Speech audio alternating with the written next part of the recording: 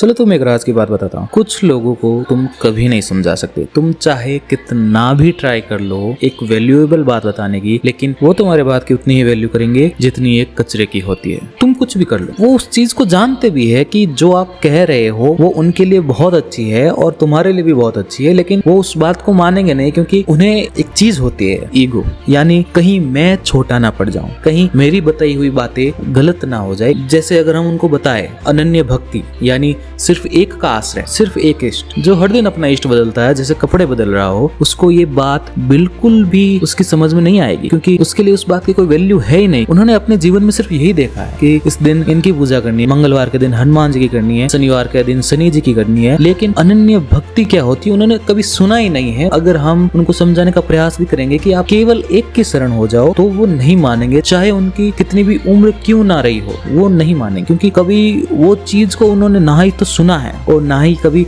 Experience किया है। अगर अंतिम सत्य अगर हम बताने का कितना भी प्रयास करें, लेकिन उस बात की कोई वैल्यू नहीं होगी, उस बात को वो एज जैसे इसको क्या ही पता, चाहे भगवान आके क्यों ना समझा दे, मैं तो बिल्कुल उल्ट हो नहीं सकता, ये बात उनके अंदर रहती है। सो आपको बस अपनी वैल्यू बढ़ानी है। तो वैल्यू कैसे बढ़ानी है? सीधा आंसर है भक्ति। बैठ जाओ अभी से, उस भक्ति से वो वैल्यू बढ़ेगी कि ये तो नॉर्मल इंसान, तुम्हें भगवान भी इग्नोर नहीं कर सकते, रियली।